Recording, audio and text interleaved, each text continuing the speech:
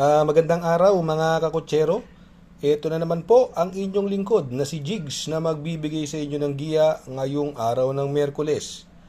Ngayon po, no, meron tayong 7 magagandang karera, no? At ang start time po natin ay magsisimula po ng alas 5 ng hapon. Uulitin ko po sa inyo, itong aking giya ay purely review and analysis ko lamang at walang halong information. Simulan na po natin mga kakutsero. Race number 1, dito po magsisimula ang ating winner take all. Pilracom rating based handicap system race, class 5 non-placer. Distance is 1,200 meters. Ito may limang kalahok dito, no? At anybody's race po ito, no? Bagamat itong Victorious Passion pinilit mauna nung karera, no? Papatnubayan po siya ng kanyang regular rider na si JC De La Cruz, no? Sa tingin ko, siya po ang malalyamado dyan, no? Yung Olympic Lady, ito, laging in the money, no? Nasakay naman ni GL Ciego Jr., no? At ito, mukhang pandihado ko to, no? Yung numero 4, Princess Mamba, nasakay ni Marlon Cañete, ha? Itong Express Lane, although ang baba sa laban, kaya lang, hindi magaganda mga tinatakbo nito, nakaraan, no? At papatnubayan po siya ng may gamay sa kanya na si JG Serrano, no? Mukhang wala pa sa kondisyon itong kabayo, no? Kaya lang baka tsamba rin, pwede ring isama. Kaya lang dito magtatatlo po ako, no? Doon po ako sa numero 1, Victorious Passion. Panigundo ko po numero 5, Olympic Lady, at isasama ko pong pandiado yung numero 4, Princess Mamba. Sa race number 2, dito naman po magsisimula ang ating pick 6. Pilracom rating based handicap system race, class 5, 11 to 15 split. Another 1,200 meters, no? At dito may 8 kalahok, no? Although dito, ang nakikita ko magdadala ng unahan, itong Service Deluxe, meron na to, no? Tercero ito, kwarto ito last na kila Artseb, no? Hanggang diretsuhan, bandera pa rin to, Service Deluxe, Although may mga matutulin din diyan, andiyan si Sound of Silence at si Don Pedro, no? Etong si Don Pedro, hindi maganda tinakbo na karaan, hindi kasi nauna ito nung karera, no? At sakay po siya ni A.R. Ramos. Ngayon, change jockey, binigay na po kay John Paul Guse, baka iba itakbo ngayon ito, baka sa tingin ko wala nang paunahin, kaya siya po ang napupusuan ko dyan, no? Kung sakali naman pong magkaroon ng pressure yung Service Deluxe at Sound of Silence kay Don Pedro, ito pwedeng rin mamate, no? Yung Hotlegs, no? Alam naman natin tinalo niya, no? Si Aliana, no?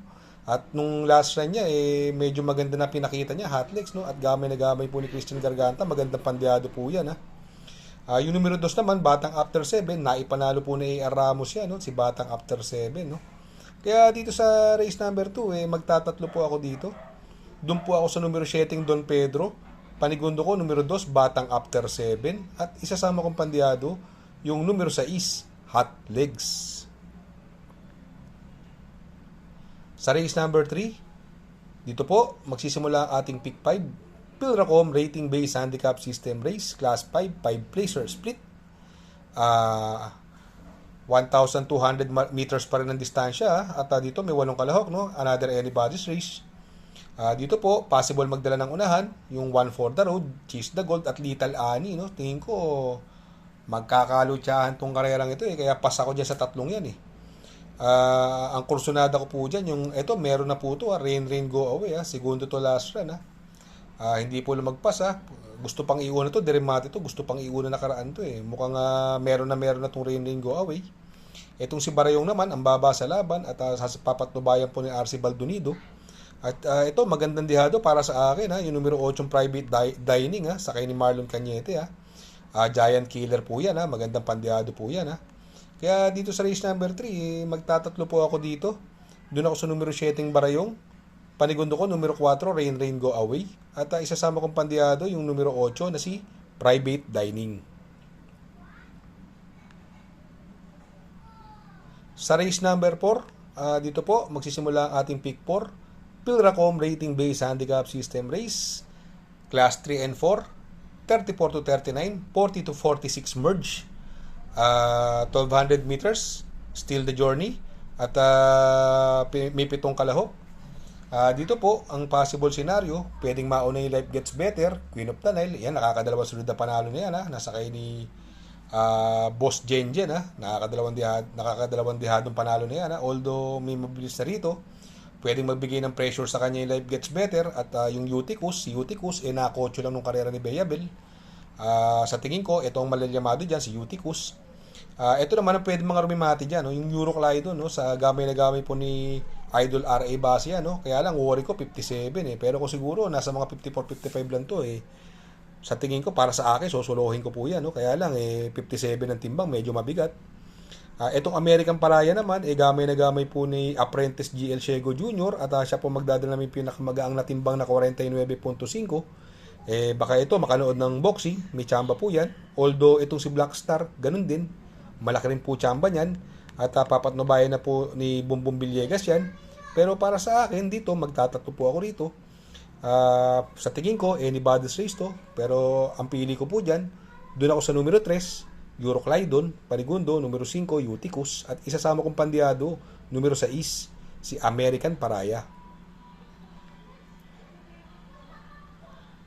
Sa race number 6, Sa race number 5,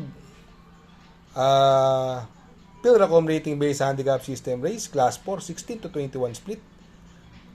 Another 1200 meter distance at may 8 kalahok. Dito po, sa tingin ko, ito bumaba ng laban. Lumalaban kila Full Combat Order, numero 1, This Girl is on Fire, nasasakyan na ni Mark Alvarez from Onyok Garcia. Sa tingin ko, wala nang pauunahin ito. Ang pwedeng magbigay ng pressure sa kanya rito, wala akong makitang ibang maturing bukod sa kanya. Ang problema lang, numero 1, alam naman natin minsan naninikit, pero pag ito lumabas ng maganda sa aparato, ilista mo na, no? Sa tingin ko, iikot lang to, no? Yung This Girl is on Fire. Pero para sa akin dito, pwedeng magpo-protection ako. Yung numero 7, 14 de Oktubre, na lagi in the money, na sasakyan naman po ni Charles Reyes. At ito namang si Gold Rush, bababa rin sa laban, kaya lang, from Ison Bautista, binigay kay JC Guerra. Magandang dihado po yan. Kaya lang, hindi ko gano'ng kursonada. Si Balibel, galing po sa Panado, napupunto po sa kay ni Jeffrey Sarate. Pero ako, para sa akin, magdadalaw na lang po ako dito.